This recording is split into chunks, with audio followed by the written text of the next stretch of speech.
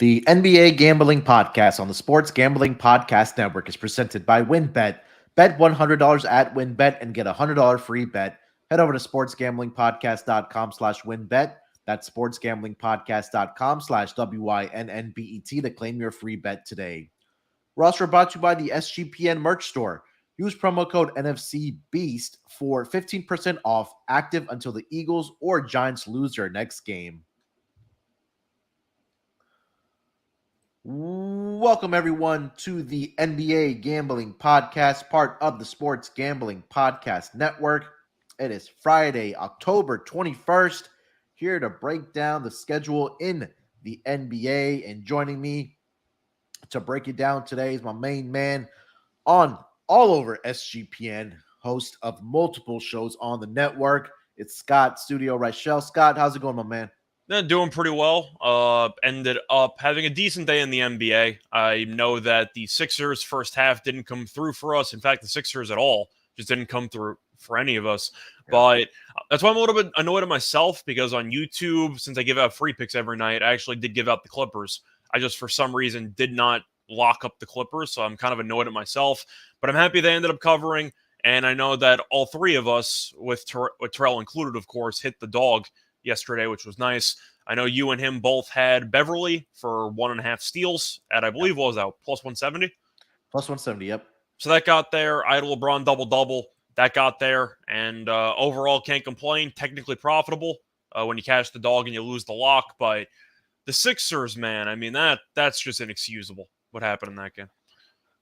It really is. I was having a conversation with some other buddies in a group chat, and I posed a question. I was like, how long before Embiid wants out of Philadelphia? Because Embiid or Harden? Embiid. Okay. I mean, look, Harden has his guys there now. There's no reason for him to leave. I mean, Daryl Morey's there. I was kind of just joking, because Harden's jumped around to like 3 different teams in the span of about 4 years, but still. Yeah, and again, he didn't speak to reporters after the game, did Embiid, so it'll be interesting to see what kind of transpires in Philly. I know it's only 2 games, but this team just does not look very good right now, especially on the offensive side of the basketball when you have talents like Joel Embiid, Tyrese Maxey, and James Harden. Harden looks good, but he's going back to that ISO ball where everybody else is just kind of standing around and watching him. No, and it was a classic final possession. First of all, Embiid threw it into the 5th row. It got deflected. It should have been Milwaukee ball, so they got lucky they had a second shot. And then you saw Harden with the ball, and you figured, all right, he's going to drive into somebody and do something stupid. And he ended up driving into Drew Holiday. Great defense, by the way. Not even close to a foul. And then he chucks it up at the backboard. It doesn't go in, and he complains about a foul. I mean, we've seen the same exact situation down the stretch in the final 10 seconds of games from Harden for a long time. That part didn't surprise me. It was the fact that with Middleton being out, you still couldn't win against a Milwaukee team that you're going to have to beat in the playoffs if you want to come out of the East. And they were missing their second best player or third best player, 2A, 2B there, and you still couldn't win. But I do want to ask you, though, about the Sixers, since we kind of talk about Embiid because he had 0 points in the entire second half. I know we've given Luka a lot of crap for the last couple of years of perhaps not being in shape for the start of the NBA season. Yeah. Is it me, or does Embiid look out of shape? It seems like it. He doesn't have, I mean, I don't know if he's still dealing with injuries or if it's he's just moving in slow motion in the second half. Yeah, he just doesn't have that explosion like we've seen from him, especially like around the basket. And maybe it is a conditioning thing, because a lot of these guys, well, not a lot of them, but like you mentioned, Luka, they played in that Euro basketball tournament over the summer, so they came into shape this summer. I don't know what Joel Embiid was doing over the summer, but yeah, you're right. He does look like he's not in shape right now for the Philadelphia 76ers. So again, another team with more questions than answers as we only are in 2 games in. He had 15-9 at the half. He finished with 15-12. So even besides the points, you're telling me you can get 3 rebounds in the entire second half and you're Joel Embiid? Like, something's not adding up there. Yeah, it'll be interesting to see as we kind of continue the season. I know they had a rough schedule to start the season as well, so we'll keep an eye on the Sixers. You have any takeaways on the other game? I have a couple. I'm going to ask you first. Not really. I mean, it almost seems like I think we got to give Lakers credit for the way they battled back, especially that Twice. first half. I know you, yeah, you tweeted it out. I needed them in the first half. I took the +2.5. It looked cooked right after that first quarter. But give them credit. Defensively, they played well. But it's just you mentioned it that the bench difference between these two teams is it's a night and day difference, right? And I think that's really what was the difference here, especially in those times where when Kawhi checked in or when Paul George went to the bench, it was John Wall looked good. Covington had a great defensive game. Luke Kennard put the ball in the basket. They had Kawhi Leonard coming off the bench. He only played 21 minutes. I thought Um, Zubac and John Zubac was a Wall monster. were the co MVPs for the Yeah. game for the Clippers, but Yeah, 14 points, 17 rebounds. But again, outside of, I mean, look, they got contributions from Lonnie Walker last night. He didn't have a great shooting night. He was 9 he of led the team 21. in shot attempts. How the Yeah. hell is Lonnie Walker leading your team in shot attempts? And you had 3 guys that finished with 20 or more points last night, but it just wasn't enough for the Lakers. But I guess the only part you do got to give them credit for at least battling it and making it a competitive game at the end of the first half and then into the fourth quarter. What were your takeaways? So, first of all, I will give the Lakers props. I thought they were going to roll over in the second quarter, Yeah. and they did not. They came all the way back, and then they ended up doing the same exact thing again in the fourth quarter when the Clippers opened up another 15-point lead, and they ended up blowing that one too. Yeah. My main takeaway was really for the Clippers because we know the Lakers stink, and I could come out here and roast Westbrook for going 0 for 11 and then saying that he played solid in the post-game presser. That just made me laugh, if I'm being honest. I just thought that was pretty funny. But I don't think anyone's surprised that Westbrook was awful. What really surprised me was how soft the Clippers were. And I think that this team has problems. And it's kind of reminding me of Philly in a way. I think it's all mental. Okay. I think I understand that Kawhi and Paul George, haven't played in a while and they're on some minute restrictions, and Kawhi's first minutes came midway through the second quarter. Yeah. But some of these possessions down the stretch for the Clippers were really just inexcusable. And there was one possession where I believe they were up 4 with 20 seconds left. And John Wall ended up having to settle for a 30-footer. Yeah. And I think there might have been one pass in the entire possession. John Wall was very, very close to committing an 8-second count. Yeah. Then they ended up having maybe one pass to Kawhi, but they didn't really do anything the entire possession. And then John Wall had to chuck up a shot at the end. I thought the Celtics were not Celtics. Sorry, I thought the Clippers were just awful down the stretch of the game, and we saw it even in the bubble under Doc against Denver in about 3 games in a row. It seems like they just love to play with their food. That game should not have been close last night. The Clippers opened up 2 separate 15-point leads, and they let the Lakers hang around and even lead in the fourth quarter. Mm-hmm. I'm happy the Clippers covered for me. I don't care about people claiming it's a bad beat for the Lakers. It wasn't.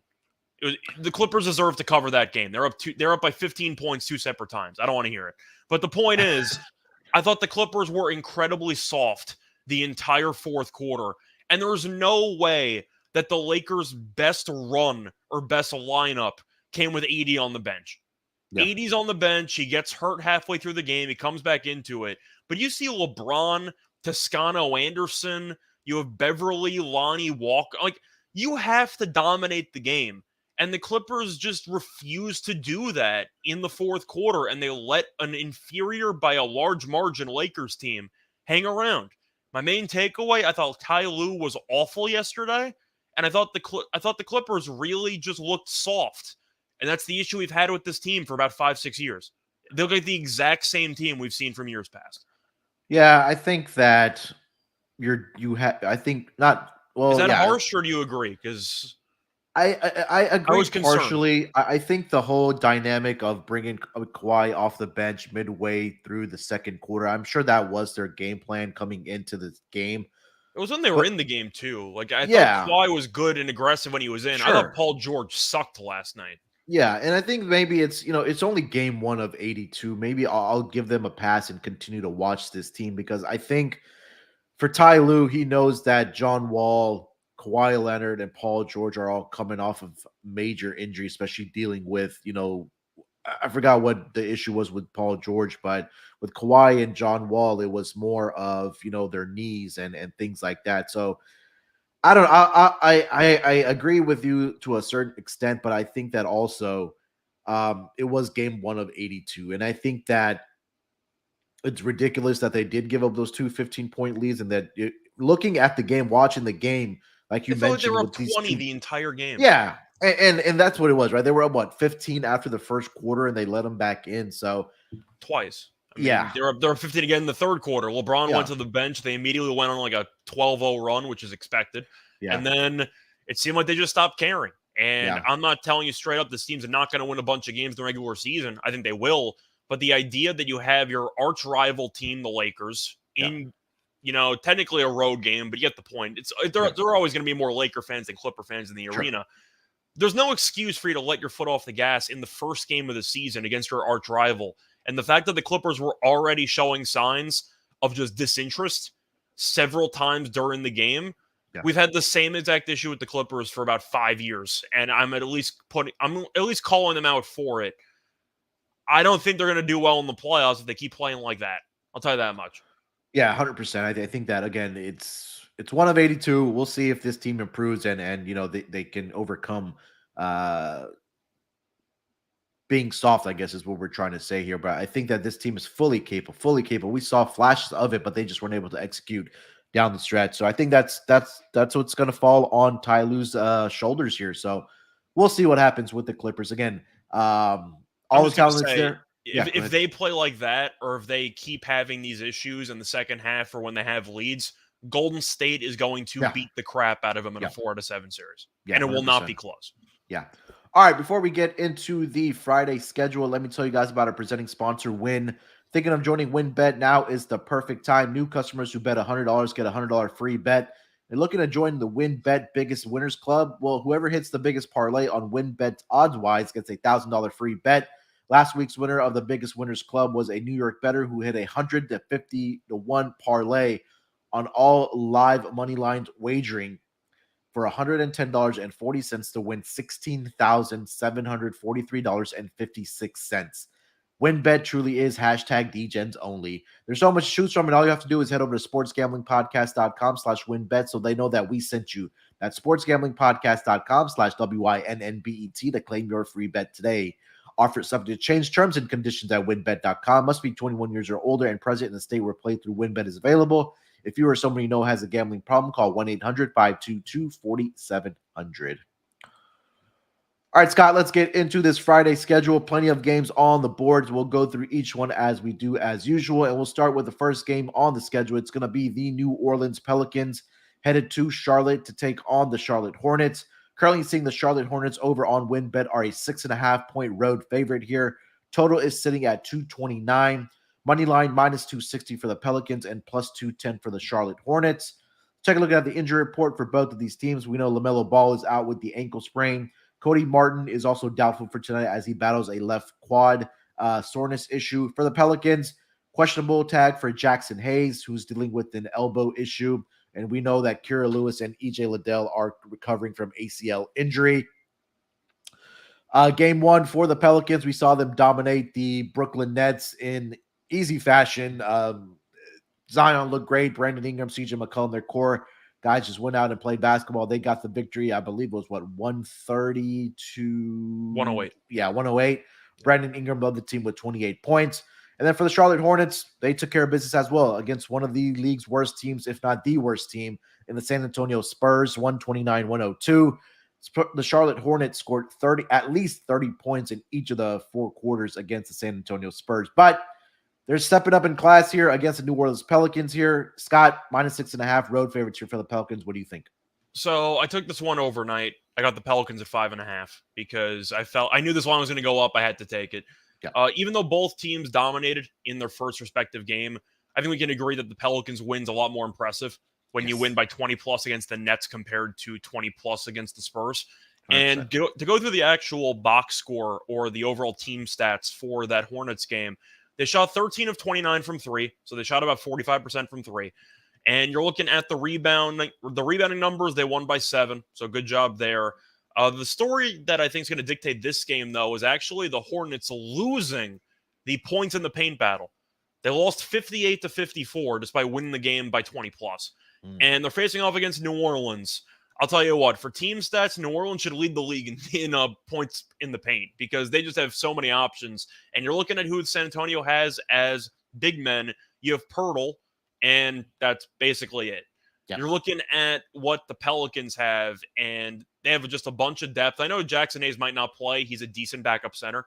But the idea that you're going to try to send the likes of PJ Washington and Mason Plumlee to deal with Valanciunas and Zion and Ingram coming through the lane, and we know that McCollum's also not afraid to go to the glass and slash a bit in the paint. Yeah. I just think the Pelicans are so much more talented than this team, and I don't think it's really close. I just think that San Antonio is an awful team, and the head coach, Pop, told us they were going to be terrible indirectly, but you can kind of read between the lines there. They had the lowest win total in the league. I saw the Pelicans absolutely manhandle the Nets, and I know the Nets are a team that a lot of people like, and they think there could be some chemistry issues early on. I didn't care. If you watched the game, you could just tell that this Pelicans team is crazy. And I know that we were high on the Pelicans before the season started. We both liked Willie Green to win Coach of the Year, and the Pelicans. To go through the numbers here, I know the Nets are more of a finesse team because they have Claxton playing center, but the Pelicans out-rebounded the Nets 61 to 39. And they outscored the Nets in the paint 62 to 46. I think they're just grown men compared to the Hornets. And Richards from the Hornets, who I liked at Kentucky, he had 20 and 10 off the bench against San Antonio. I'm not sure that's going to happen again. But the point is, I just think the Pelicans are the much more talented team. I love that overall roster. And I think the Spurs are actual garbage. I think that, let's just say the Hornets, if they had LaMelo, maybe I'd make a case, but I'm not going to in this one. I think the Pelicans are just a different animal than the Spurs. Give me the Pelicans. Yeah. Everything that you just mentioned there. Look, Zion, BI, and CJ McCollum didn't play more than 31 points. 31 minutes. But again, that game was out of hand. So those guys could get some extra rest and didn't have to play extensive minutes. But all three of those guys finished with at least 20 or more points in that game. When you mentioned it, that was going to be my handicap as well. 100% agree with you that these guys are just going to dominate inside the paint against this Hornets defense. You already know how I feel about Mason Plumlee. And He's again, your favorite. Yeah, him and Will Barton if I had to start a team. Zion Williamson, BI, you nailed it, that these guys can get inside the paint at will, finish around the basket. And you read the numbers there against the Nets, and I think that's just what's going to be the key here tonight for this Pelicans team to crush this Charlotte Hornets team. So I'm right there with you. -6.5. I love this all the way up to -7. So if you're watching live or if you like the Pelicans, I would go ahead and grab them now because this number is definitely on the move. Any thoughts on the subplot, by the way? The fact that with one basketball, Ingram and Zion and McCollum, they all look comfortable with each other. Yeah, and I think that's the key, right? That if you have guys that are willing to play with each other, share the basketball, that's going to only lead to wins. And I think that's what this team just really cares about right now, is just piling up the W's. And against the lesser competition of the Eastern Conference, like a Charlotte Hornets team, that's where the Pelicans, are going to take care of business. Yeah, any thoughts on the total here, Scott? I didn't really have much. I think it's either over or pass, but I couldn't really fully evaluate what to think about the total because I really cannot tell if San Antonio is trying to lose less than 10 games this season. I can't really tell what I'm supposed to take away from that Hornets game. I'm impressed they showed up and dominated, but San Antonio had the lowest win total in the league. Yeah. They're supposed to be awful. So I think people might have underestimated just how bad this team was supposed to be. I'm going to lean to the over because I do think New Orleans could score 125 in this game or so. And Charlotte did play faster than I thought that they were going to under Clifford. It's over or pass, but I feel better about the side. All right, let's get over to the next game of the night. It's going to be the Chicago Bulls headed to the nation's capital against the Washington Wizards, where the Wizards are currently a 2-point home favorite over on WinBet. Total is sitting at 222.5 plus 115 on the money line for the Chicago Bulls, -135 on the money line for the Washington Wizards. Look at the injury report for both of these teams. We know about Lonzo Ball. He's going to be out for an extended amount of time, and Zach LaVine has also been ruled out as he is injury management for his left knee. For the Wizards, we did see Danny Avdija go down with a right ankle sprain in Game 1 against the Indiana Pacers. Corey Kispert is also out with a left ankle sprain, and Vernon Carey Jr. is also out. He's dealing with he's actually in the concussion protocol for the Wizards. Game one, Chicago Bulls impressive. I'm sorry, is what I'm trying to say.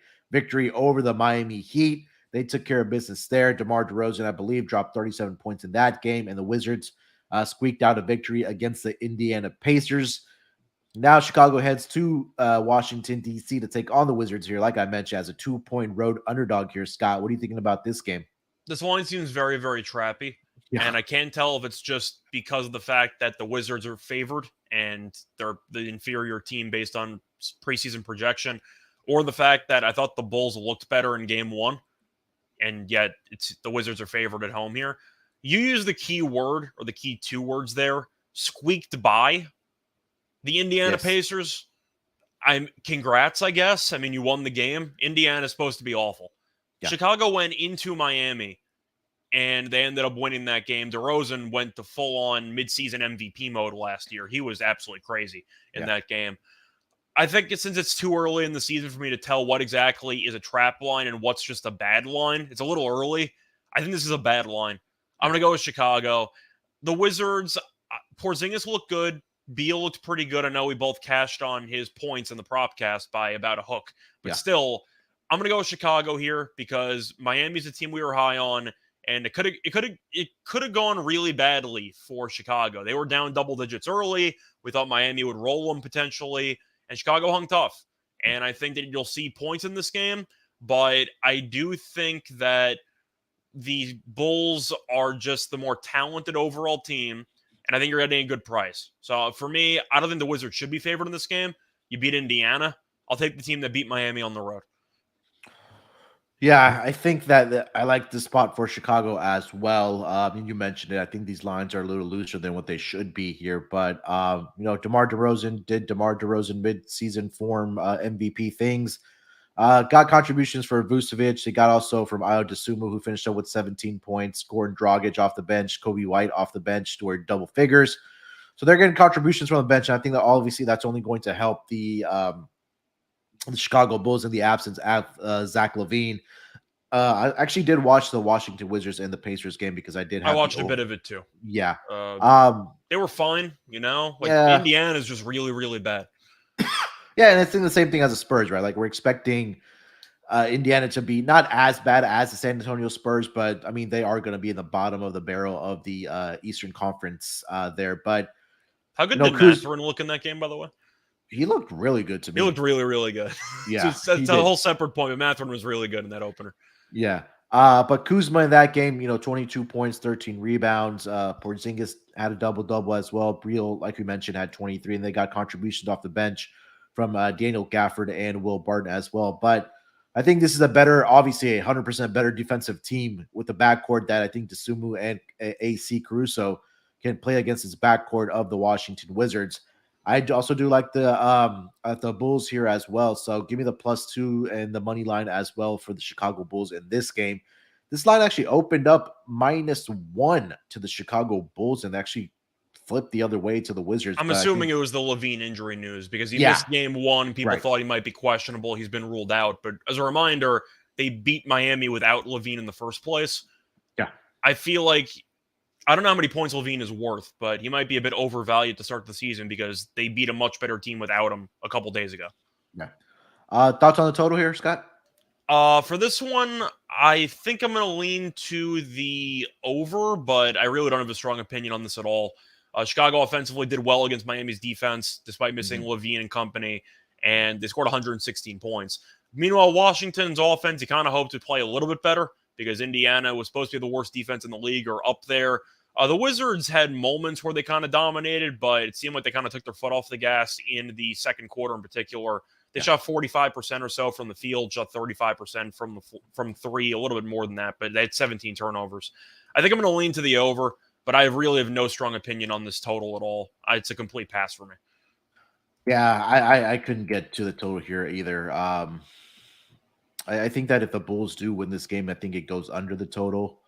But no really strong opinion there. I just do like the Bulls on the side and the money line here as well. All right, let's get over to the next game. Scott, two teams we just talked about at volumes. It's going to be the San Antonio Spurs heading to Indiana to take on the Pacers. Currently seeing the Pacers as a 2.5 point home favorite. Does it excite you that we're in the middle of our first tank ball matchup and we're about 3 days into the season? Does that make you happy? Oh, yeah. 232.5 is the total. Currently seeing the money line plus 115 for the Spurs and minus 135 for the Indiana Pacers. Injury report, Aaron Nesmith is questionable, left foot soreness. Jalen Smith also is questionable with right knee soreness. Daniel Tice is out. I didn't know he was with the Indiana Pacers. Oh, he came over in that Brogdon trade. Miles Turner. He'll get bought out at some point. He'll be in a contender halfway through the year. Yeah. Miles Turner is also out for this game. He had the injury in game one when they were warming up. And I think he tripped over a ball boy's foot and rolled his ankle. So he's going to be out for at least a week. Don't see one for the Spurs yet, but I don't think it really matters here, Scott. Let's just start with the side here. Pacers minus 2.5 against the worst team in the league, San Antonio Spurs. Yeah, I'm taking the Pacers. I watched some of that Wizards game. I thought they looked okay. I thought that if you want to talk about overall depth, I don't mind McCollum being a backup point guard. Halliburton looked really good. Hield had moments there, and Mathurin looked really good. So I do think that there are some pieces there for Indiana to build upon moving forward. And I do think that at home, Indiana might not be good this year, but we know that Indiana is a prideful basketball state. They'll have people in the arena. They'll show up to the game. I think that's going to help. San Antonio is prideful too at home. Unfortunately, the players weren't because they lost by 30 on their home floor to the Hornets. But I'm going to go with the Pacers. The Spurs, I knew they're going to be bad. You can't lose by roughly 30 to the Hornets without their two best players from last year on your home floor. That can't happen. Give me Indiana. They hung around against Washington, and they'll get the job done. Give me the Pacers. Yeah, I think this is a game where I think we just see Tyrese Halliburton and Ben Mathurin and Buddy Hield and those guys just go off against the Spurs team. And we talked about it against the Charlotte Hornets. They gave up at least 30 points in each of the four quarters. Terry Rozier had a great game, 24 points in that game. So I think that, this is going to be a game where the guards really shine for the Indiana Pacers. Hopefully I thought Jalen Smith also looked pretty good for them as in the starting center position with the absence of Miles Turner. So yeah, I think that this is a game where I think Pacers on their home floor, in their home opener, win against the worst team in the league, minus 2.5. As far as the total, Scott, I think probably you and I both agree it's over or nothing. I'm not taking an under with these two teams, but yeah, I'm going to go with the over, but I do like Indiana. Maybe an Indiana team total over, but at home with the underrated young core that they have, San Antonio, I think, is just a lost cause defensively. So, yeah I'm going to go with the Pacers. Team total over and pretty much the full game over as well. Yeah, I'm currently seeing Halliburton's points at 17.5. So I love that here for tonight. What do you have again? He had 26 in the opener, I think? 26 because I took it, I think when you and I did the propcast, I took his, points and assists to go over, but it got over, but his points were at, I want to say it was 17.5 as well for game one. And I don't understand why it's only 17.5. They're afraid he's not going to shoot enough because last year he was very passive a bit, but since he has the ultimate green light, Mathurin comes off the bench for now, not for much longer, but for now he does. And Hield, he's a good shooter, doesn't really set up his own shot. He's mostly a come-off screens guy and try to, he needs a facilitator for that. So Halliburton does have the ball in his hands all the time. Yeah, look, he had a team high 36 minutes and led the team in shot attempts as well with 18 did Halliburton. So I think that's just going to continue throughout the season. Finished up that game with 26 points and 7 assists for Halliburton. All right, before we get over to the next game of the night, let me tell you guys about No House Advantage. No House Advantage is changing the game by offering the most dynamic fantasy sports platform available today. Play in pick'em contests versus other people for the shot at winning $250,000 plus in cash. Download the app, choose a contest, select your player props, earn points for correct picks, and climb the leaderboard for your shot to win big money every day. You can also test your skills versus a house and 20 times your entry if you hit all of your picks. Bet up to 5 player prop, over-unders, or individual player matchups across every major sports leagues, including the NFL, NBA, MLB, PGA, MMA, and NASCAR. Sign up with promo code SGPN at nohouseadvantage.com or download the app on the App Store to get a first deposit match up to $25. Make sure to check out No House Advantage today and experience daily fantasy sports redefined, because it's not how you play, but also where you play. You won't want to miss out on this. We're also brought to you by Babbel. And if you're like me, there's a foreign language that you regret not learning in high school. It's never too late to start with Babbel. Babbel is a language learning app that sold more than 10 million subscriptions. And thanks to Babbel's addictively fun and easy bite-sized language lessons, you can finally cross learning that new language off of your list. With Babbel, you only need 10 minutes to complete a lesson, so you can start having real-life conversations in a new language in as little as 3 weeks. Other language learning apps use AI for their lesson plans, but Babbel lessons were created by over 150 language experts and voiced by real native speakers and not computers. Plus, Babbel's speech recognition technology helps you improve your pronunciation and accent, and you can choose from 14 different languages, including Spanish, French, Italian, and German. So right now, get up to 55% off your subscription when you go to babbel.com/SGP. That's babbel.com/SGP for up to 55% off your subscription. Babbel, language for life. All right, Scott, let's keep it going here, my man. The next game on the board is going to be a 7:40 Eastern start between the Detroit Pistons headed to the Big Apple to take on the New York Knicks. I'm currently seeing the Knicks as a 7-point home favorite here. Total is sitting at 219. Money line plus 225 for the Detroit Pistons and minus 280 for the New York Knicks. Looking at the injury report for both of these squads, Marvin Bagley, we know, is out with a right knee sprain for the Detroit Pistons. Alec Burks is also out dealing with the right hip soreness. For the New York Knicks, pretty clean, other than Quentin Grimes is out with a left foot soreness.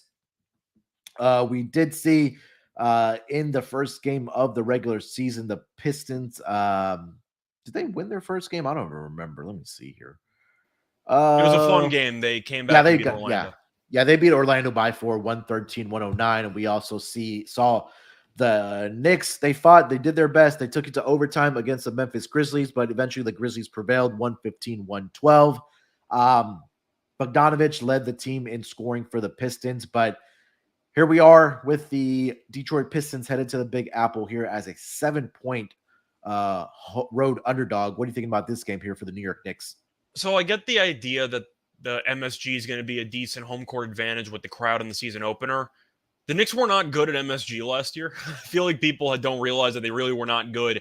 And Terrell always talks about how you go to MSG, the mecca of basketball, quote unquote, usually get your best effort from the opposing team. Yep. I think 7's absurd. Like, props to New York for hanging around against Memphis and losing in overtime. It was a very good game. You know, Reg was very good, and they ended up almost winning, did not. Give me Detroit money line here. I like Detroit. They're a young, hungry team. I don't think the Knicks should be laying 7. And when you're talking about the overall difference between either preseason expectations or just the overall roster, are these teams really that far from each other, or are the Knicks just a bunch of veteran guys? The Pistons are a bunch of young guys. But in terms of talent, I thought preseason we kind of thought they would be, like the 10 and 11 seeds? Yeah, I think we thought they'd be next to each other. I think 7's crazy. And we saw RJ Barrett play terribly against Memphis. I think he could continue to struggle here. Ivy looked really good. I thought Cade looked good as well. The issue might be the front court, but Mitchell Robinson's a good rebounding center. I'm not sure if he's a good overall center or if he should be a bench player for most teams. But Boyan, I like as a stretch 4 who Randall might have to guard. I don't really know if I like that matchup for Randall having to move away from the basket. Give me the Pistons money line. I think this team's feisty. We liked this team before the season started. It's a good underdog spot. I'll take the money line, especially with them getting 7. I think that spread's crazy. Yeah, I love the 7 here as well with the Pistons. Look, last season you mentioned it that this Knicks team was 17-24 straight up, and against the spread, they were 16-25 in home games. I quickly want to filter this down and see how they were as a home favorite last season. The New York Knicks last season, 11-14 against the spread as a home favorite. So, yeah, you mentioned, I mean, look, this Detroit team is going to be exciting to watch all throughout the season. We talked about Jaden Ivey look good, Cade Cunningham, you brought in Bogdanovich as a shooter next to those guys. And again, this team is young and hungry, like you mentioned it. I think that this is way too many points for a New York Knicks team that I still feel like is working through some kinks now, bringing in Jalen Brunson. Brunson had a great game 1, but I think that RJ Barrett, like you mentioned, just wasn't all that impressive to me either. So, and again, like Terrell says, you're going to get the best effort from teams coming into Madison Square Garden because, again, everybody wants to put on a show in New York. And I think that Jaden Ivey, Cade Cunningham, those guys are going to get it done here. So I do at least like them to cover the 7 here. Thoughts on the total here, Scott, sitting at 219? I think I'm going to lean to the under. I don't exactly feel great about it, but the Pistons' first game ended up landing 222. You had 67 points in the second quarter, and you had 62 points in the third quarter. The first quarter had 45, the fourth quarter had 48. And the next game went over in the end, I believe, solely because of overtime. Yeah. So I do think this number might be a bit inflated because of the Knicks' overtime results, because that led to a higher scoring total in the first game. Plus, Memphis wants to play fast. I'll go with the under. I think you'll see a very competitive, but also ugly at times game. I'll take the under with this one. Yeah, obviously very small samples here from game 1, but New York was 25th in pace after one game. And let's Sounds see. like Thibodeau. Yeah, Detroit Pistons were below league average at 18. Obviously, it's only one game sample, so we'll be keeping an eye on these numbers. But yeah, I think we see a slower pace game here as well. I would lean towards the under in this game as well. All right, getting over to the next game, maybe the game of the night. Looking for a bounce back spot here for one of these teams. It's going to be the Boston Celtics headed down to South Beach to take on the Miami Heat. Currently seeing the Boston Celtics are a minus 2.5 point road favorite here. The total is sitting at 219, minus 135 on the money line for the Boston Celtics, and plus 115 for the Miami Heat on the money line. Looking at the injury report for both of these teams, we know about Gallinari and Robert Williams. Also, Victor Oladipo for the Miami Heat is continues to be out, and Omar Yurtseven dealing with a left ankle issue. Other than that, pretty healthy squad for both of these teams. We saw the big, impressive victory by the Boston Celtics in game 1 against the Philadelphia 76ers. They wanted to push the pace, and they did. Outscored the Philadelphia 76ers 24-2 in transition. Miami Heat, I think, was probably the biggest shocker of the night since they dropped that game on their home floor in their opener, 116-108. Defensively, this team, just didn't look good.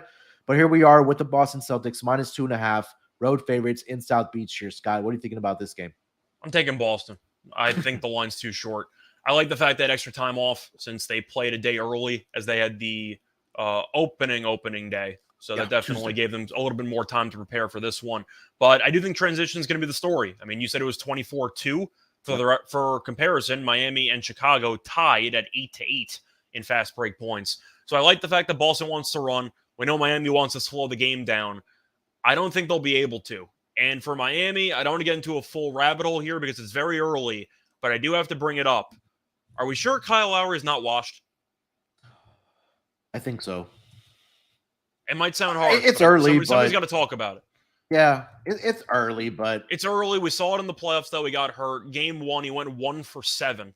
He had 2 points, 5 rebounds, 4 assists, 4 fouls, 3 turnovers. Like, I get it's early, but you're paying him that much money, and as of right now, it looks like dead money because Lowry really can't move anymore compared to where he used to be at. I think Lowry is a serious problem, and I think it's worth monitoring. But he looked brutal in game 1, and now he's going to have to deal with the likes of either Marcus Smart or Brogdon on him.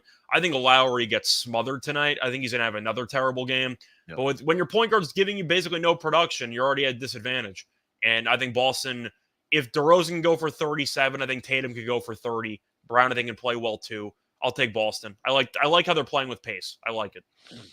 Yeah, I mean, give credit to the new head coach, Joe Mazzulla. I mean, he's preaching, let's push the ball down the floor, and they have the guys to do it. So, yeah, I mean, until I see improvement, I know it's very early on in the season, so we got to kind of take this stuff with a grain of salt. But I didn't like what I saw from Miami in game 1, especially defensively, right? Again, I think you have a better offensive team coming in with the Boston Celtics that wants to push the pace, and they are going to push the pace, especially with guys like Jason Tatum, Marcus Smart, Jaylen Brown, like you mentioned it. I think it's a superior team right now. So I'm going to lay the points here as well. Minus 2.5 with the Boston Celtics. Thoughts on the total here at 219?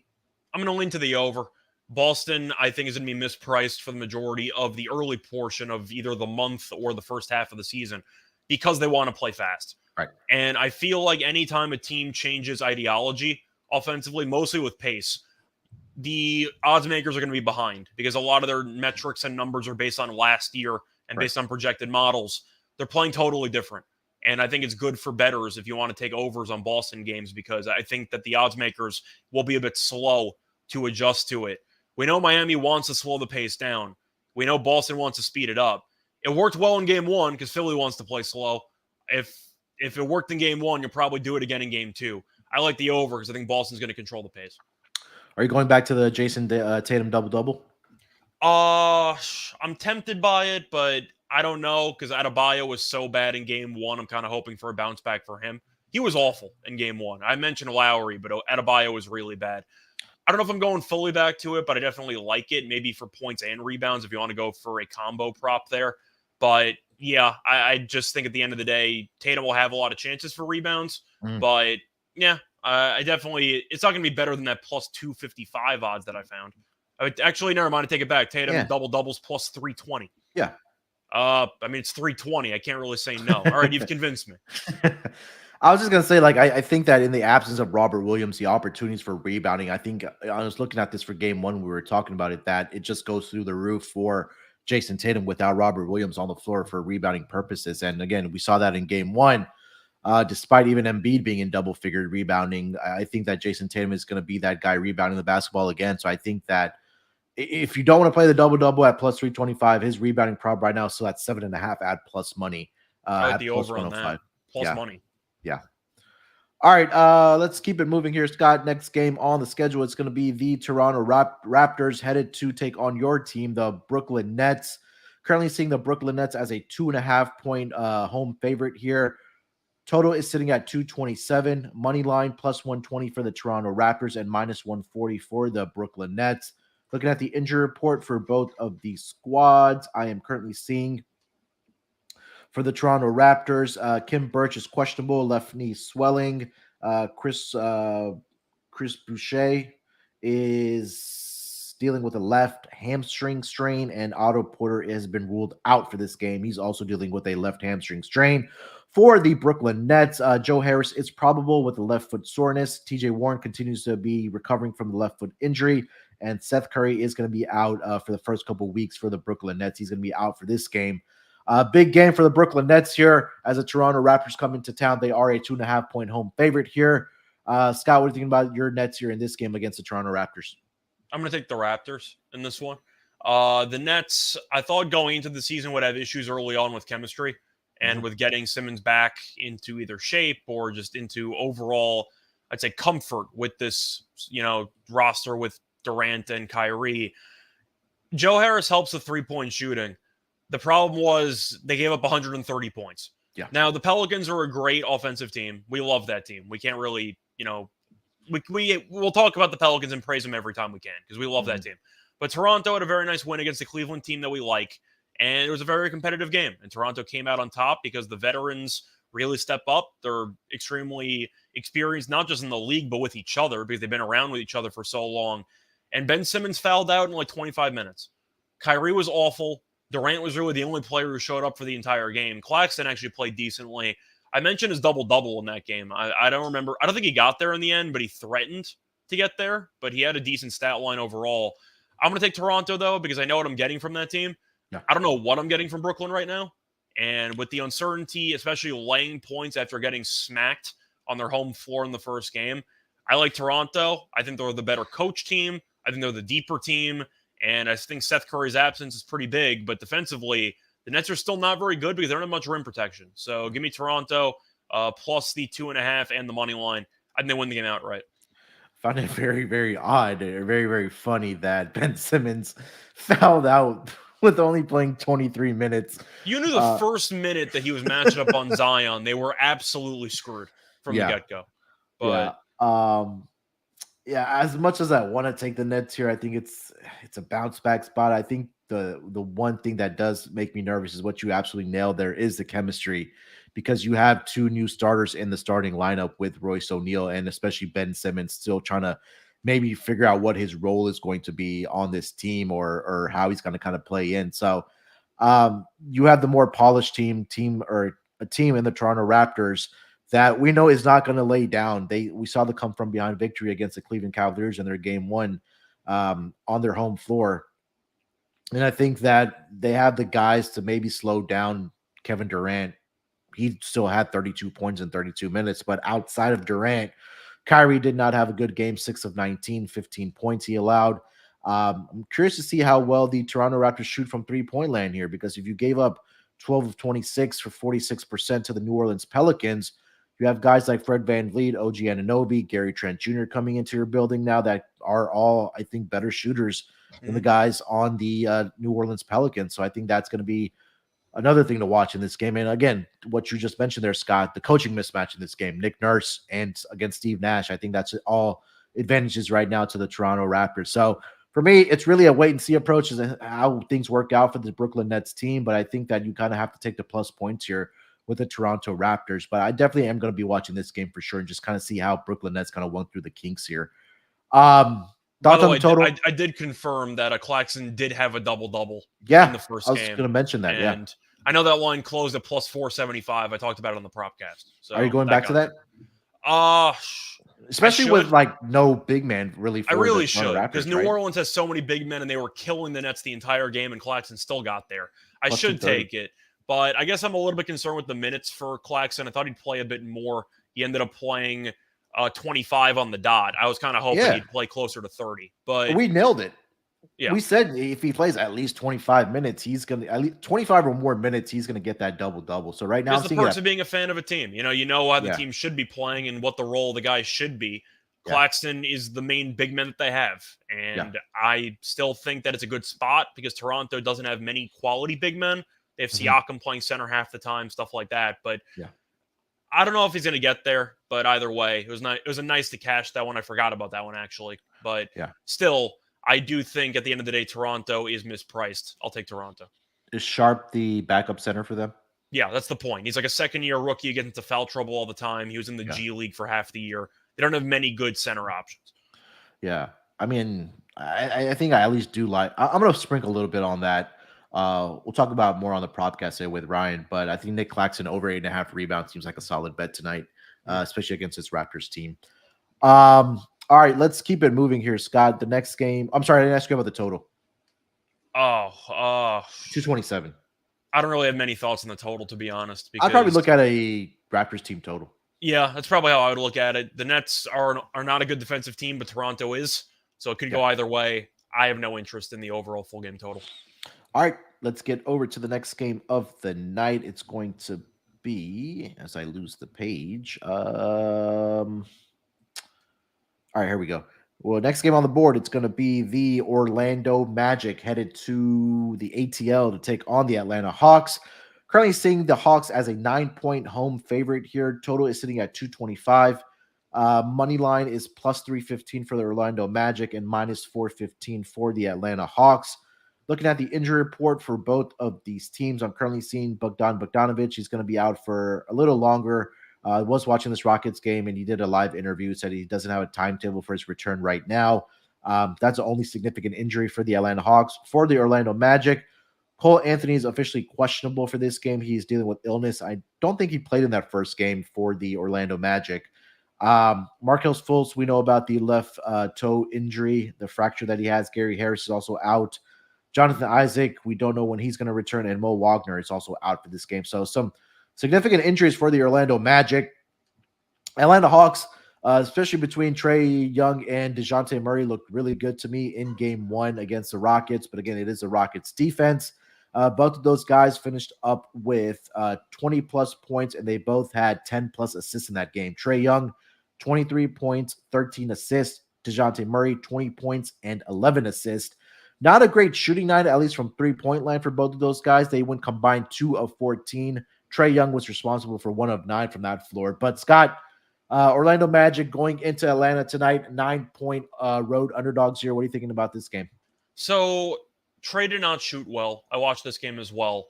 And Orlando hung around, very competitive game. Banchero looked incredible. He had a debut that hasn't been seen since LeBron, so that tells you how good he was. Yeah. Wagner was good. Carter was good. Suggs at 21 points. I thought he looked very sharp as well. Yep. I don't think Atlanta should be laying 9 points. They really didn't look great against Houston.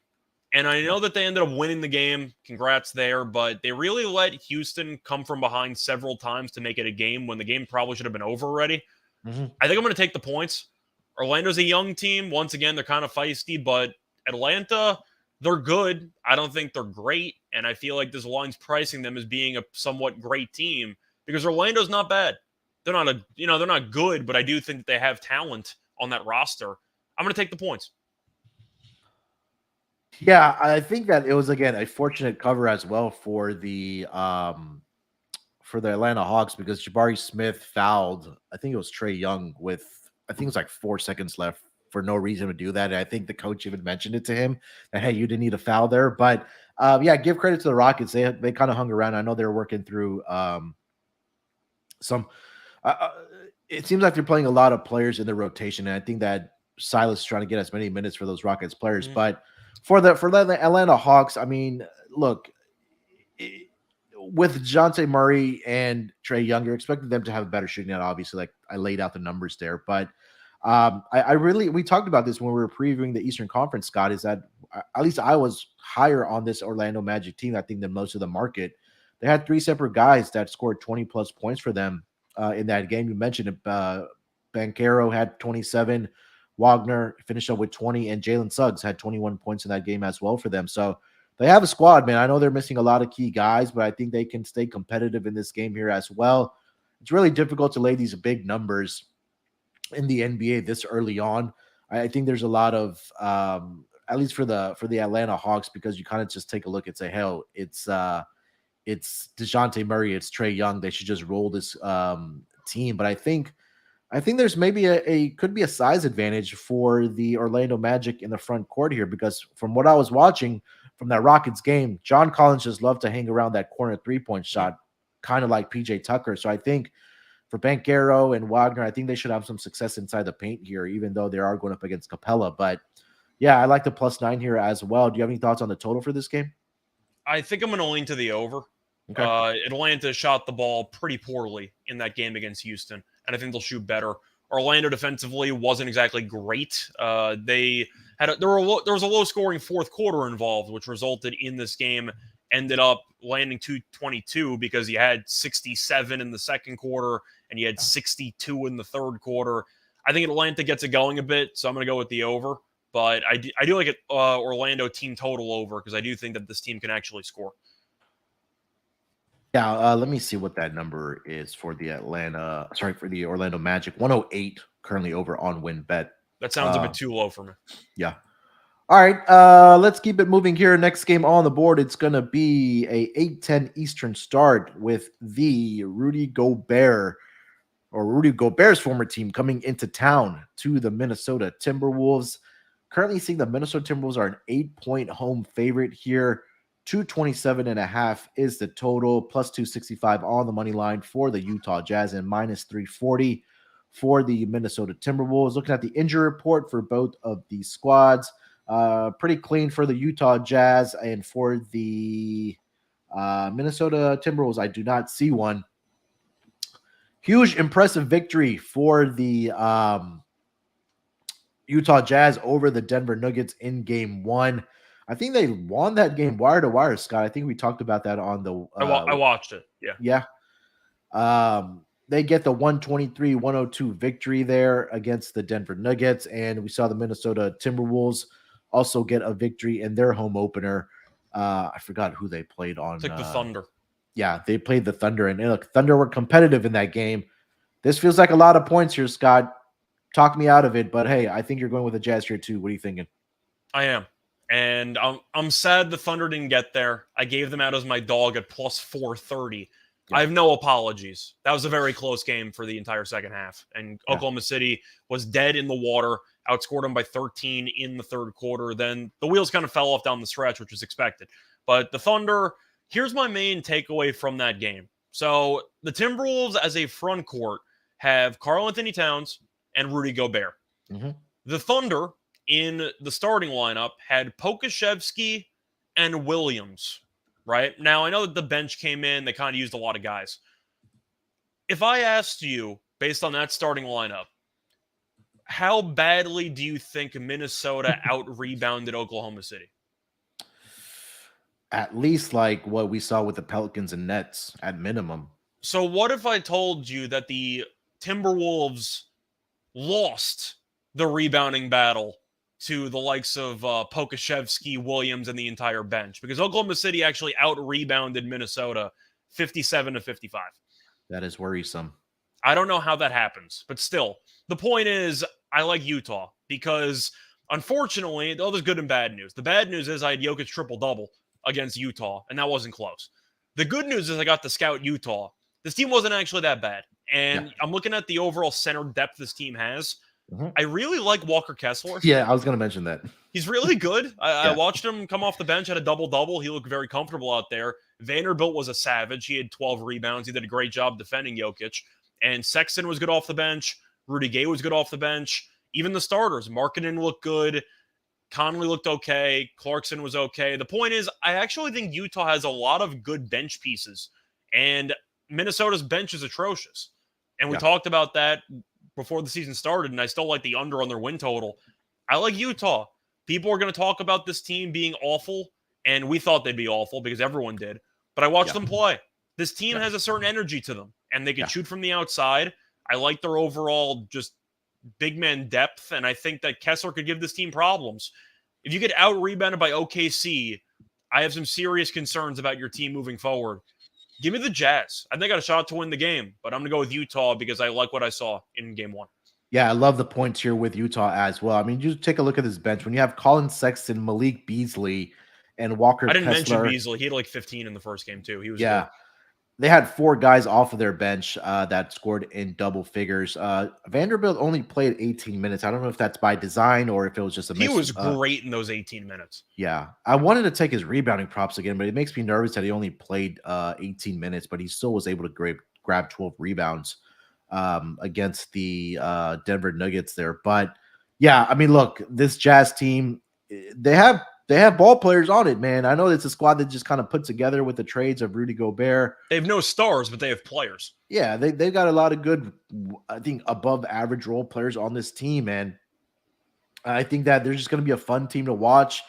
They know that they're not going to be good or competing for a playoff spot. Who knows? They might shock people and just mess around and get into the play-in tournament. But they're just going out and playing basketball. And I think we saw that in game one on their home floor. Now, I know they're going on the road here, but I think that for this Minnesota Timberwolves team, they're still trying to figure out, how they're going to work in Rudy Gobert and the chemistry issues too, right? And I think that we saw in game one that he led this team in scoring, Rudy Gobert, which is kind of alarming to me. I want to see Anthony Edwards just didn't have a great shooting night, 4 of 17, 1 of 7 from the 3-point land. Russell was pretty good. Yeah, Russell was 7 of 16. He finished up with 20 points. And then Karl Anthony Towns, also not a great shooting night, 2 of 10. He also didn't rebound. I don't think. He only had 6, but Rudy Gobert led the team in rebounding with 16. But the point is, I think we do like both the Utah Jazz here. Any thoughts on the total here, Scott? I'm leaning towards the over in this game at 227.5. But what are your thoughts? By the way, you mentioned why Vanderbilt only played 18 minutes. He fouled out. So he was battling foul trouble the entire game. He should be playing more, but Vanderbilt was incredible in that game as an unsung hero glue guy. For this total, I am going to take the over. Utah was playing very fast. It seemed like they ran Denver out of the building, and Minnesota wants to play fast too. Or at least I thought they would try to play slower with 2 7-footers. That was not the case. They were going very up-tempo. I like the pace. But Utah was really, really focused on pushing. And if they were able to get Jokic to fall behind in the play because of his, let's just say, deceptive quickness, can we say that? He's not exactly the fastest guy as a center. No. Gobert isn't either. So if I'm Utah, I'm trying to go up and down the court, and I'm trying to score before Gobert can plant himself in the block shot spot in the paint. I'd keep going fast. So I like the over. Yeah, agree with you about the over in this game. I think it's all about pace for these two teams. Minnesota was the third or tied for the third fastest pace, at least in the first game. But again, and OKC's all slow as hell. So that means Minnesota definitely chose to go fast. Yeah.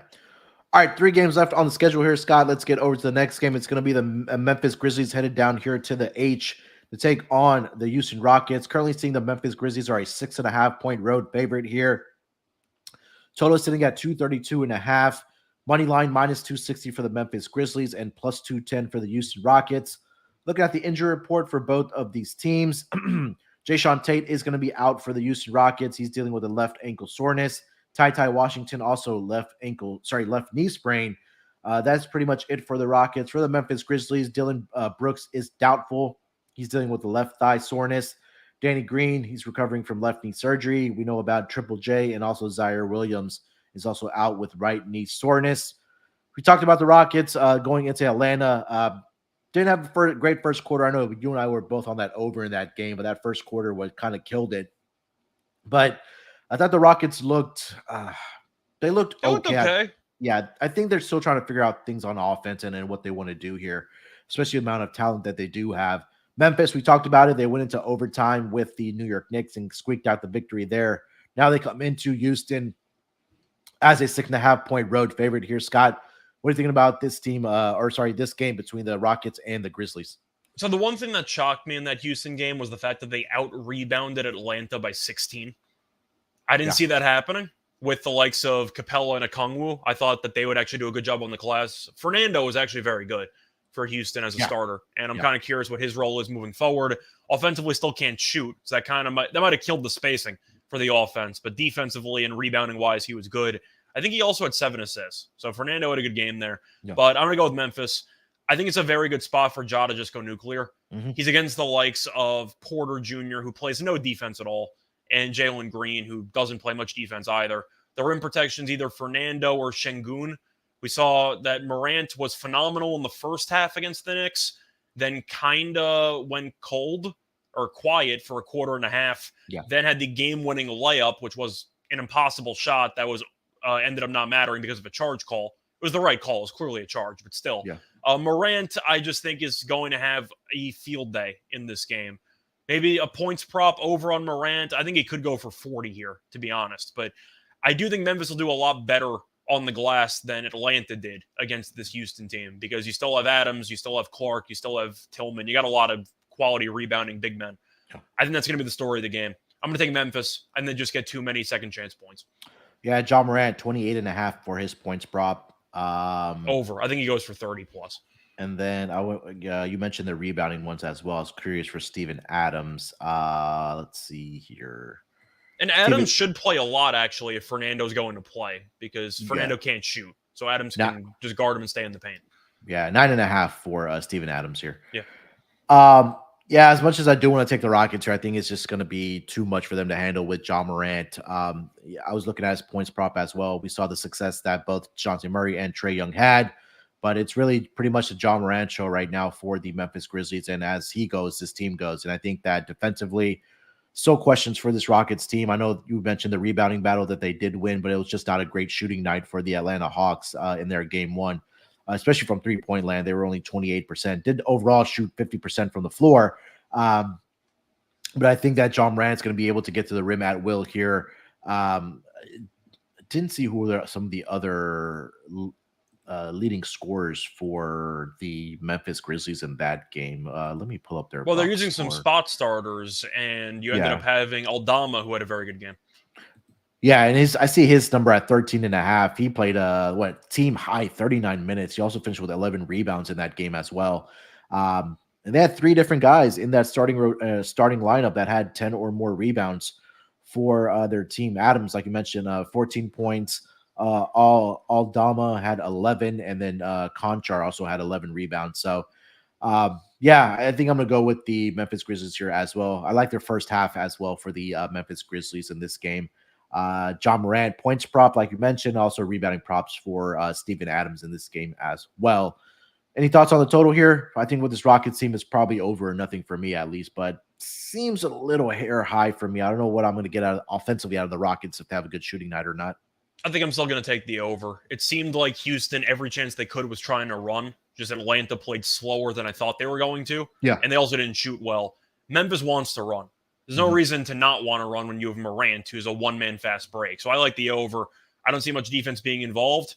Now, I do think you'll end up seeing Houston shoot a little bit better, mostly Jalen Green, who just did not have a good game at all in the opener. I'll lean to the over because I really don't exactly trust the overall defense for both teams yet, especially with Triple J being out, who's a great rim protector. But I do think that the pace will be there, so I'm going to lean to the over. All right. Yeah, Houston was tied for number 3 as far as pace in game one with about 4 or 5, 7 other teams. But again, small sample. I think we'll get more data as we kind of go along for the first 2 weeks here. All right, 2 games left on the schedule here, Scott. Probably the game of the night is going to be the Denver Nuggets headed to the Bay Area to take on the Golden State Warriors. Currently seeing this is a 4.5 point home favorite for the Golden State Warriors. Total is sitting at 229.5 in this game.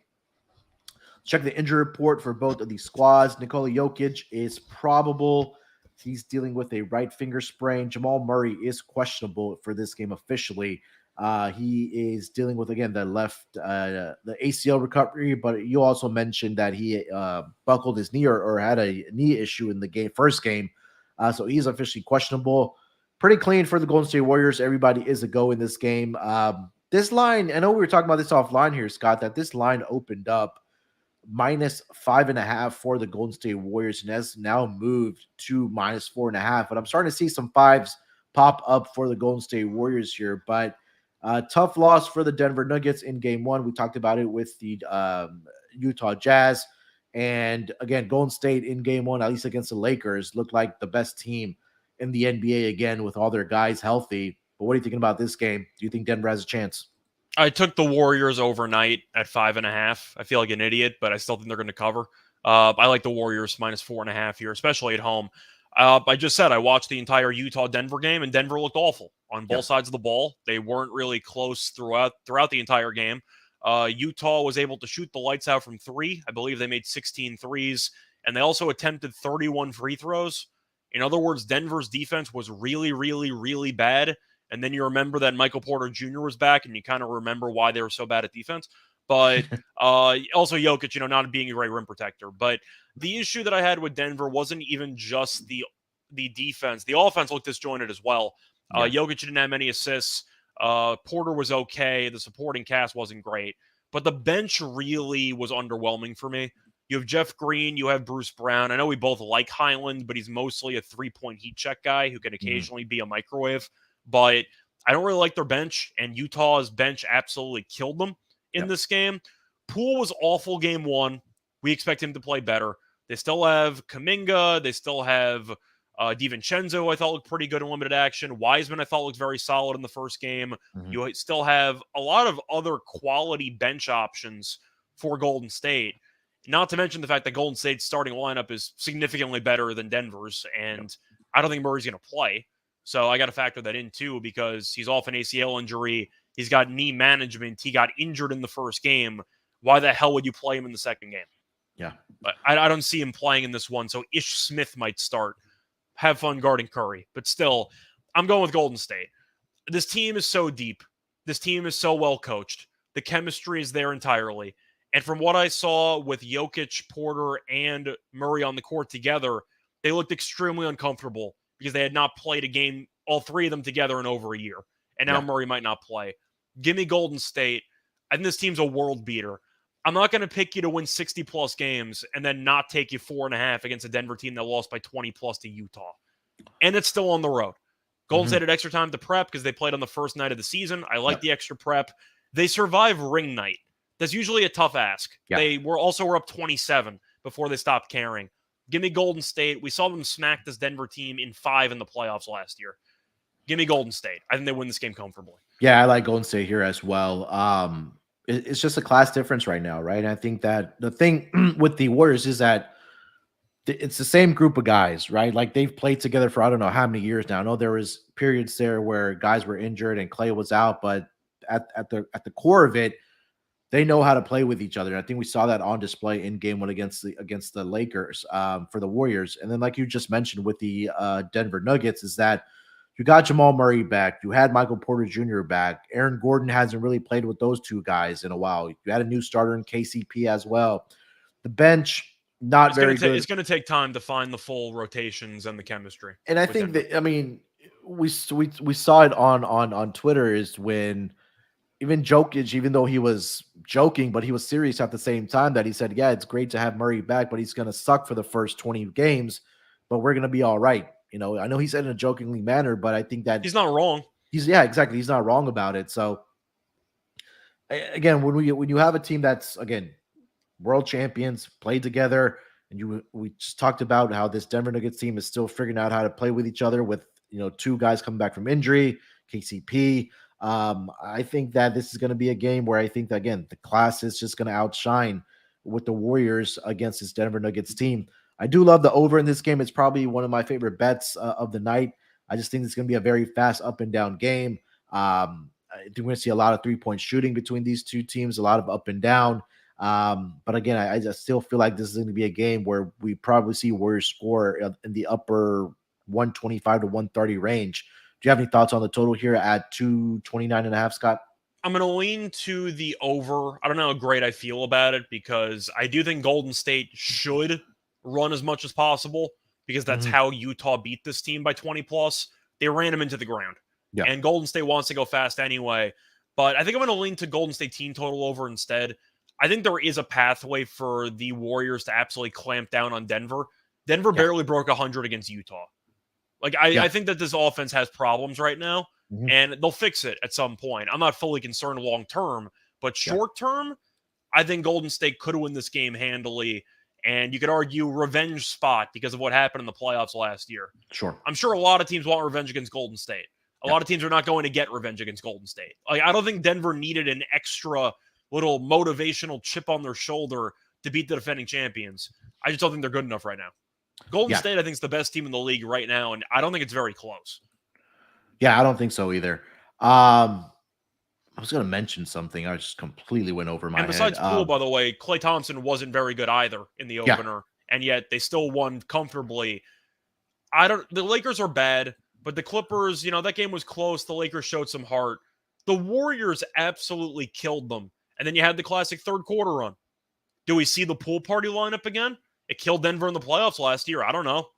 There's a chance. I think so. I mean, if you had success with it, why not go back to it, right? The point is there's a lot of versatility for Golden State's lineups, and Denver doesn't have that luxury. Their backup center is DeAndre Jordan. That's not good. That's not a good option as a backup center. So I'm going with Golden State. I really don't understand this line move, especially with Golden State being at home. Yeah, I see Jordan Poole's points prop right now at 16.5 for this game. I think that this is a number that definitely he will have a better shooting night here against the Denver Nuggets team. I don't think we need to mention it, but I think we should probably be auto betting third quarters for the Warriors. Yeah, it feels like an obligation at this point. Yeah. Nothing changed. They outscored the Lakers by what felt like 90 in the third quarter in that game because that got ugly very, very quickly.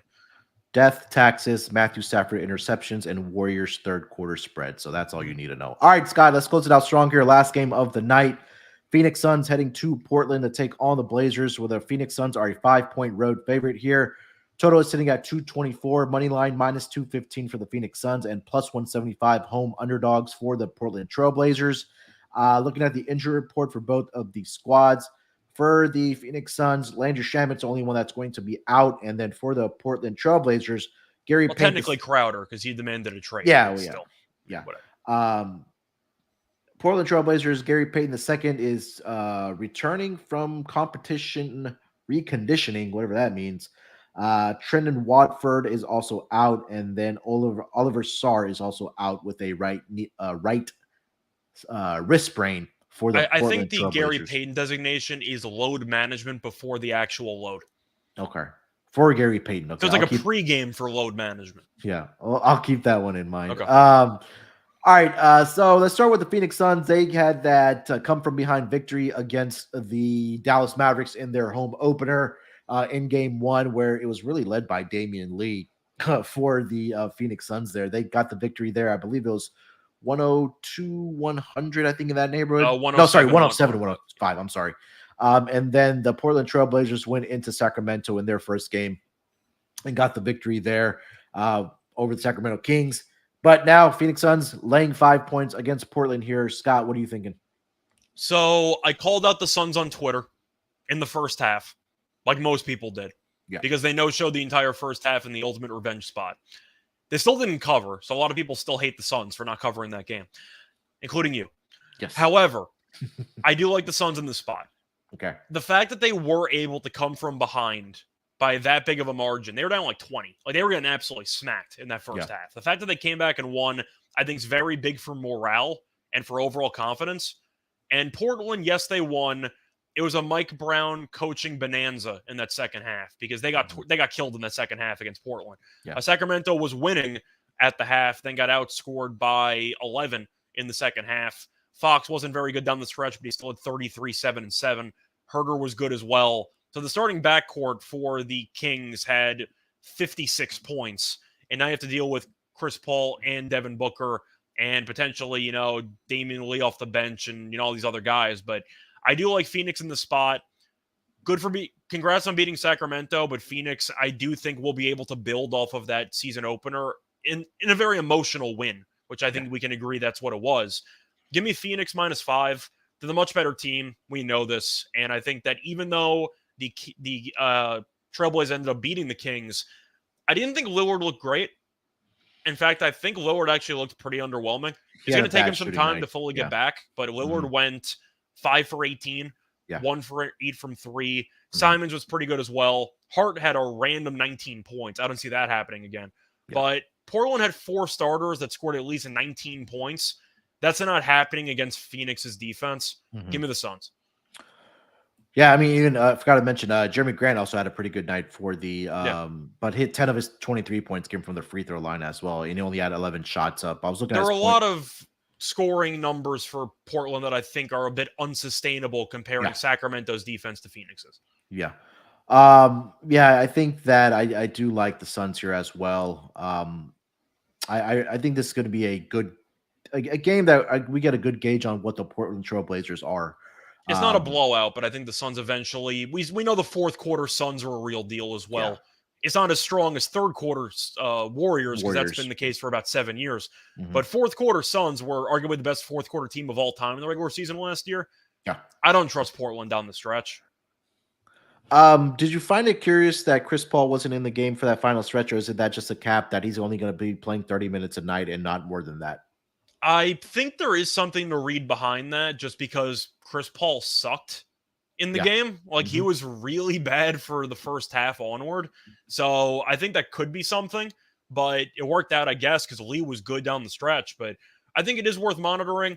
I'm also hoping Chris Paul bounces back. Maybe he's also potentially cooked. We'll see. But Chris Paul had 6 points and 9 assists. He was awful in the entire game. So I think he might have potentially gotten benched or something wasn't right. But still, I'm hoping Chris Paul plays better. I think he should. He can't really play much worse. But Booker could potentially go for like 40. I was just looking at his points. I think he's a dark horse candidate to go for 40 because Herder killed this team. Fox went for 33, 7, and 7. I know Booker kind of hurt his ankle a little bit in that game, but then he looked fine the rest of the way. I really have questions about Portland's backcourt defense because Lillard off an injury is a bad defender, and Simon statistically might be the worst defensive guard in the league. So I think that if you want to go for DFS lineups or props, just take whichever guards are against Portland. Yeah, I was looking at Devin Booker's 27.5 is his points prop right now for tonight. Especially if Chris Paul's banged up, then Booker's gonna have the ball in his hands all the time. Yeah, and I think he played I want to say he played 40. Sorry, he played 41 minutes in game 1. 10 of 20 from the floor, 7 of 7 from the free throw line. He also had 9 assists in that game as well. Last but not least, any thoughts on the total here? 224. I think I'm going to lean to actually, I don't really have many thoughts on this one. Phoenix was playing so slow, but that's because Dallas has like the slowest pace in the league every year. I think I'm going to lean to the over, but it's mostly a Phoenix team total over. I think they have the ingredients to really just cook this Portland defense. Yeah, currently seeing their team total at 114.5 for this game. All right, before we get into our lock and dog for the Friday night games, let me tell you guys about Fubo TV. If you watch football, you need Fubo TV. Fubo TV gives you complete coverage of college and pro football with NFL Red Zone, plus games in 4K at no extra charge. Over 100 channels of live sports and entertainment for a fraction of the price of cable.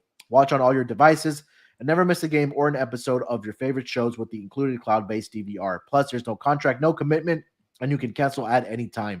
Right now, you can try Fubo TV free for 7 days and get 15% off your first month.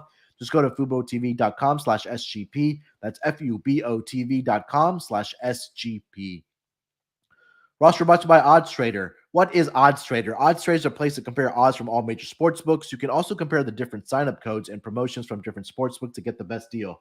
The app also provides player statistics, key game stats, injury reports, and projected game day weather for bettors to make the most informed bets possible. It also has a bet tracker so bettors can keep track of your games and your betting activity.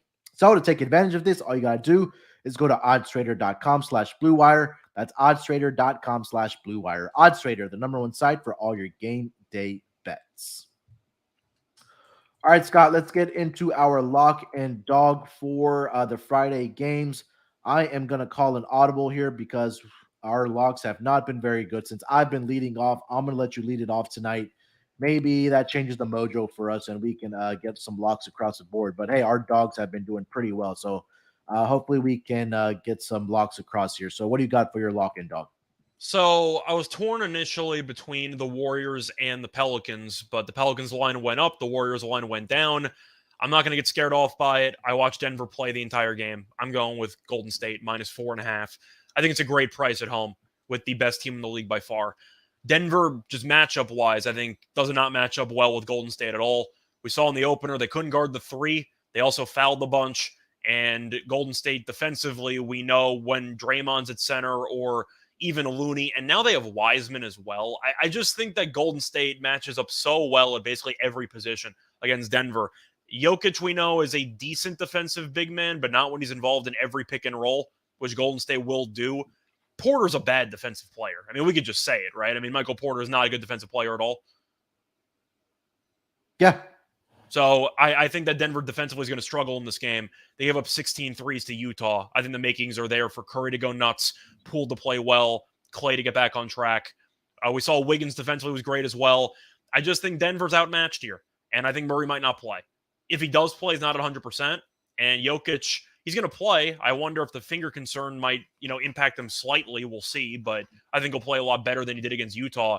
But give me Golden State because this team, as far as I'm concerned, is an absolute freight train. And I picked them to be a freight train. So I got them winning 60 plus. So I think they'll win this game comfortably. I'll take Golden State -4.5. All right. Lock for Scott, -4.5 with the Golden State Warriors. What do you got for your dog? So my dog, I'm going to go with a player prop. I know I mentioned a couple of actual sides that I potentially liked as underdogs. I'm not sure if I should play it safe or not. And it's actually kind of funny because Jake brought it up early. It's going to be involving Trae Young. The over 8.5 assists is around +110. However, I'm going to take Trae Young double-double at +195.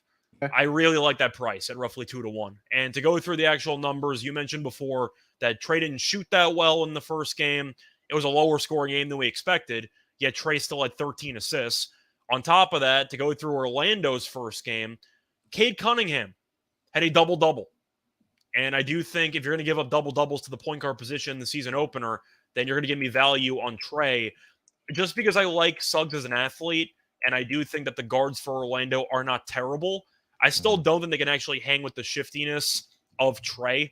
And I do think that even though Murray also had good numbers, Trae's still going to have the ball in his hands more than Murray will. It's just the way it's going to be. But Cunningham had 10 assists in 35 minutes, and Detroit doesn't exactly play that fast. So I do think Atlanta could push the pace in this one. It should be close because we like Orlando to cover. But I do think when you're looking at an overall good matchup spot, I think Trae Young checks a lot of the boxes. Give me the double-double at +195. I saw nothing in the first game which suggests that Trae should not finish with at least 18 and 10. I'll take the +195. Yeah, look, both of those guys had double-doubles in their first game, and we know that 95% or even 99% of the time, either one of those two guys are going to have the ball in their hand and they're going to have to make plays for them. So at +195 price where their opponent,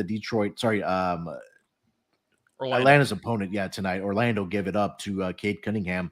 I think that's a trend that we're going to have to keep watching. And again, I think definitely we know he's going to score more than 10 points. There's no question about that, but it's more of the assisting, and I think the opportunities are going to be there for Trae Young, at least in this game as well as DeJounte Murray. So love that. All right, for my lock, I'm just going to be chalky here. I got to do it, man. I know you mentioned it, but I'm going to take the Pelicans at -6.5. I think we just laid it out very perfectly. Is that this team is going to dominate inside the paint against Mason Plumlee and PJ Washington with the likes of Zion, Valanciunas, Brandon Ingram can get to the basket at will, and CJ McCollum can as well.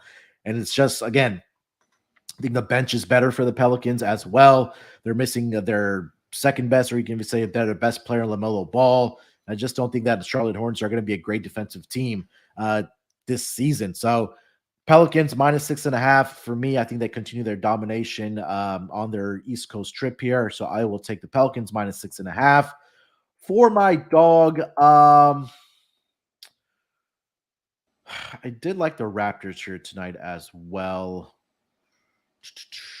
That would have been my potential other choice. I thought about maybe Yeah, taking a real swing and going with like Utah, but I that decided was not the other to. one I was looking at. But yeah, I like Toronto in the game. I'm just going to go for a 2-1 price. Yeah, I'm gonna go Toronto. I think that's the one I really liked here. So +2.5, +120 on the money line for the Toronto Raptors as my dog. Again, we talked about how I think, or we know that this Nets team is working through finding their, I guess, groove on offense, especially when you have a couple new starters in there, especially a dynamic player like Ben Simmons, who we really don't know what he's going to bring every single night for you. So, yeah, getting Joe Harris back is big. But again, when you have a team like the Raptors, whose core guys is between Siakam and Anunoby, throw in Scotty Barnes. I know it's only second year. Also, Fred VanVleet have played together for so many minutes last season. The continuity just makes too much sense for me not to take here for the Toronto Raptors going up against the Brooklyn Nets here. So I think that they can not only win this victory outright, but I think they can probably do it some margin here as well. So Raptors +120 on the money line for me as my dog here, Scott. Yep, definitely like that play too. All right, so that's going to do it for this edition of the NBA Gambling Podcast. Big schedule in the NBA tonight. Went about an hour and a half. But yeah, I think we get some great nuggets, some great picks. Hopefully, we can come across with some locks here tonight. Scott, anything else you want to get off your chest before we get out of here, my man?